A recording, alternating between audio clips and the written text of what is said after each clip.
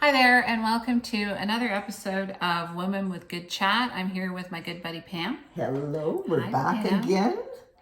And We were just discussing how maybe some of the grooming wasn't so quite up to scratch today. we're not but as cute as we Yes, usually we're not are, as- yeah. but we're real. it's We're been a real so weekend for all both. Reality Yeah. is descending Yeah. like a cloud. Yeah, Anyway, it's- yes. Anyway, so I thought it would be good, at least for me and my mental health, to address an issue that I'm experiencing right now. We were just kind of chatting about it, but it's to do with sort of our ongoing theme of transitioning from working to retirement, and also sort of crossing the 60 age border and all the things that go with that. So one of the issues that we were just talking about is the health and happiness of your partner and your union together. And the reason that it sort of came up with me this week is I feel that my partner is not super happy. And I don't know if it's necessarily with me, but I think sometimes what you need to do is check in with each other. Yes. And sometimes, like, our lives are super busy, and I get really into my work, and I need to check in with him and make sure that, you know, it's not all just a grind all the time, and that we're having fun and Yes. all those things. Because Absolutely. I feel that he's a very resilient guy, but I notice there's a little cloud that I Yeah. see above his Yeah. head. Yeah. And Yeah. I don't know. What do you think, Pam? Well, I mean, I think our partners are probably going through similar things to us, but in a different way. Yeah. Okay, so that's what I think. I mean, I think with my partner too, he's what's going on with him, I think, is he's trying to continue to go on exactly always as he always has, but it's not as much fun anymore for him. Okay, so that's the work and the full-on work and the everything else. So he can do it, but it's not as much fun anymore, and it's not leaving the energy to do the fun things. So I Right. think with my partner, I've transitioned out of that. I've been making those conscientious decisions. He's still kind of going on where he was. So I think it is an issue. And I think also we also, when we check in, sometimes that takes more time than we'd like it to, right? Like Yeah. we'd like to sit down and have a dinner and say, hey, but if your partner's anything like mine, he doesn't access all of that quickly, right? Yes. It's not like he can instantaneously, like you and I can say, this is where I'm at, this is what I'm doing, Yeah. blah, blah, blah, blah. That he, those conversations need to be longer, they need to be more gradual, take place in a very isolated place so that there's not all the distractions. So Yes. does any of that ring true for you? Yeah, definitely. I mean, I think we all access our emotions and feelings differently. Yeah. And, different people access them different ways. Yeah. And I agree with that 100%. He was trying to express something to me. It's something that I feel I hear all the time. And I was kind of on my way out the door the Yeah. other day, Okay. Yeah. and it was a little bit of complaining about work and stuff. And I'm just like, well, if you don't like it, leave. Yes. And that was the wrong thing to say, obviously. And Yeah, I know yeah, that. But yeah. it's just like that. I know the situation isn't going to change. Yes. And unless you can Yes. let go of the bitterness and figure it out, and I know that's easier said than done. Yes. We all have struggles with work sometimes. Yeah. But it just kind of, I feel like I've got a million things going on. And I just was like, I don't know how to help you. And I don't want to hear this story again. Yes, That's exactly. kind of mean of me, but I just... No, but I think, that's gone back to something we have talked about in the past, which is, women are much more problem solving in a global sense, right? We're much more kind of like, here's the situation, how are we going to change it? And I think we do that quicker, right? I think we have more our mental plasticity is better in terms of flipping things around, right? Okay, so this Mental isn't working. plasticity. Mental plasticity. Wow. I think I've got that right. Right? That's the ability to kind of make your mind get out of that kind of record, right? Okay. Like you think about some people's minds that are like a record that gets stuck in a groove, and Yeah. they really have difficulty jumping out of that groove onto the next one. Other people are much better at, okay, this groove isn't working. Are we doing this? Are we doing this? Then you have people like me who jump all around all the time. So Well, you know what that makes me not think as- of? The not as good record stuff. is I once got stuck in a roundabout in Rome Okay, and you in a just car that was running out of gas. And I'm and driving. you had to figure out, how do I get Yeah. off of this? I couldn't get off. Couldn't get off. So I hear what Right. you're saying. Okay. Right. So I think, right. So I just think, okay, we're going to go out on a limb and say this. I just think women's brains, do that a bit better.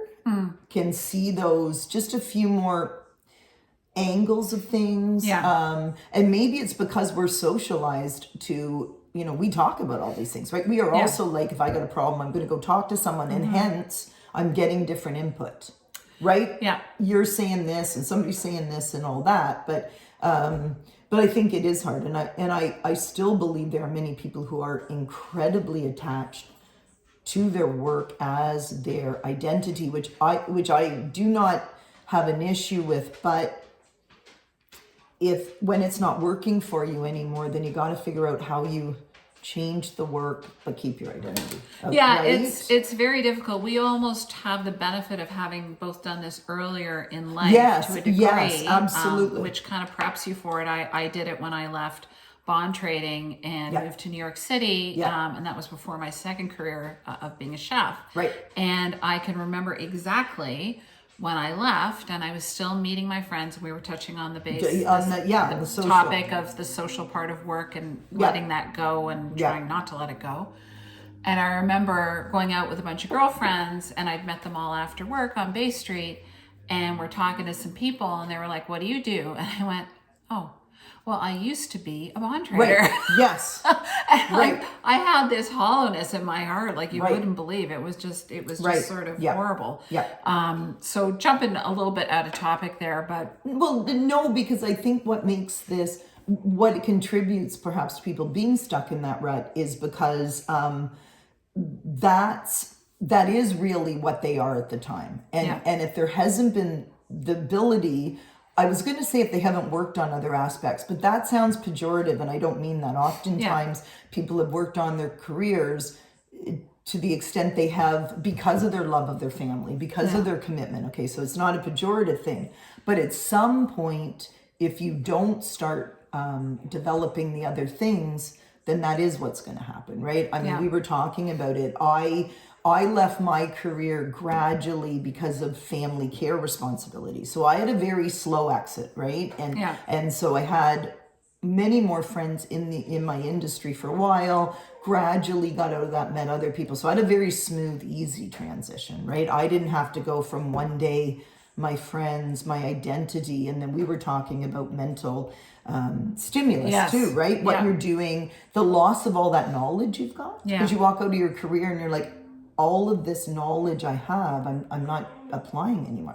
So not to belittle it, but it is a really big transition. And, we need patience, but there's also, as a responsible partner, and I know a lot of people don't agree with this. But as a responsible partner, I don't think we're just here to raw everything our partner does. Right? I mean, I'm not. So, some people would say, I think some people would consider me, and my partner at times would consider me very unsupportive. They say, you're not supportive. And I would say, yes, because I'm not always supportive. But I'm not going to just cheer you on if I think the path you're on isn't good for you. Right? I'm not the one who's going to go, okay, you really want to work yourself to death. You're doing on you go, or see you come home every night and it's the same complaints over and over. I'm not just going to go, okay, yeah, that's fine. No, I'm going to say, look, you seem unhappy, right? You're saying the same things over and over. How are we going to work? So that's what I mean by not supportive. Okay. That like kind of saying, I love you. I care about you. I'm not going to just leave you to what appear to be your own devices, which aren't serving you. Now, I'm impatient with that. I should probably employ that more slowly. But does that make any sense? No, it does make sense. And I guess effectively that's what I was touching on. I'm like, well, if you don't like something, fix it. And that's kind of been my thing through my life and through my various careers is, just trying to fix things. Again, not always making the right decisions. I'm not obviously not perfect. We all make mistakes. Yeah. But I grow a little tired of complaining, and I'm not suggesting this with my partner, but Yeah. complaining and then not trying to find Yes, a solution. absolutely, absolutely.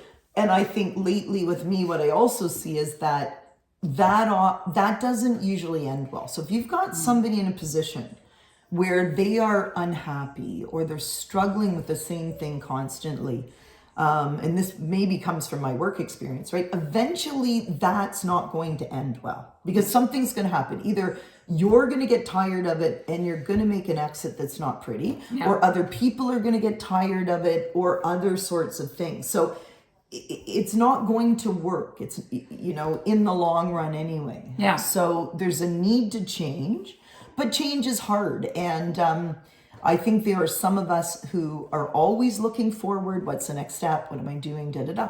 And there are people who don't do that. And if you're not somebody who projects forward very much, and some people just don't have the imagination to do that. And again, that sounds pejorative, but I don't mean that pejoratively. I kind of compare it to I have absolutely no artistic talent, right? Like can't tell what a color is, can't picture anything. So no matter how many times you ask me a question about, well, why don't you just think about what your room should look like and what color? Nothing will come into my mind, right? Yeah. It won't help. But I can say, okay, how are my finances going forward, all that. Some people just don't have the ability to envision life differently than what it is. Yes. Does that make sense? What would my career path look like 5 degrees to this side, 10 degrees this side, 180 degrees?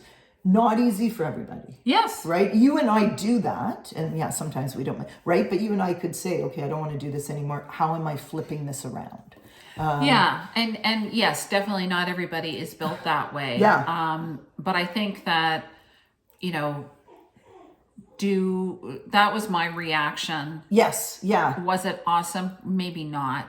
But the whole checking in and, understanding, I do get a little wrapped up in, because I do a lot of stuff and I work a lot of hours. Yes. I get a little wrapped up in what I'm doing. Yeah. And it is important that I check in with him and make sure he's okay. Mm-hmm. Another factor in our household is we call it the 2-to-1 syndrome. So there's my daughter and I and my partner. Yes. Yeah. And everybody yeah. gets along fine. Yes. But it's just, I think, and he never says this to me, Yeah. but I do feel that we gang up on him. Yes, I little mean, bit. I would have said, I'm in the position where I've got my son at home, and I wouldn't say my son and my husband gang up on me, except in, not in emotional ways. They might gang up in terms of, what movie are we seeing? So I don't have that right now, but certainly when my daughter and I were home with my husband, very much so, because we just tend to think along the same ways. So there wasn't kind of some.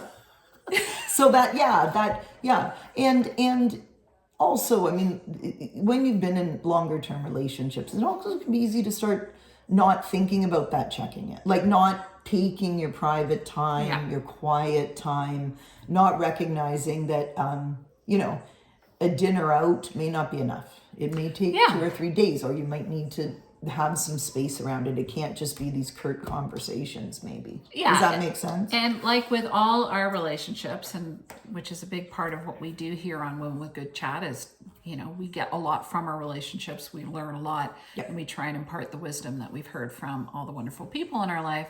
But you've got to check in. You've got to nurture those. You need to important nurture those relationships, and maybe maybe as time goes on, we don't do that. And I'm impatient. So that's not a great trait in an intimate relationship, right? Impatience, it's just not a great trait, right? Get better at this now. I want meaningful communication. Let's go. We got 45 minutes. Yesterday. I don't see you that way at all. You're incredibly patient with me. So. Oh, well, I'm not, no, patience. I've had to work at patience. Patience is by no means natural to me. So if I have some now, it's not natural. No, I'm very sharp. Speaking of impatient, Javier, my little black and white doggy, is crying to get outside. Ooh, okay. So I think we're going to have to wrap Let's up. wrap this we'll up touch for on today. this again, because obviously Absolutely. this is a very important topic. Absolutely. But we look forward to seeing you next time on Women with Good Chat. Take care. See you later. Bye-bye.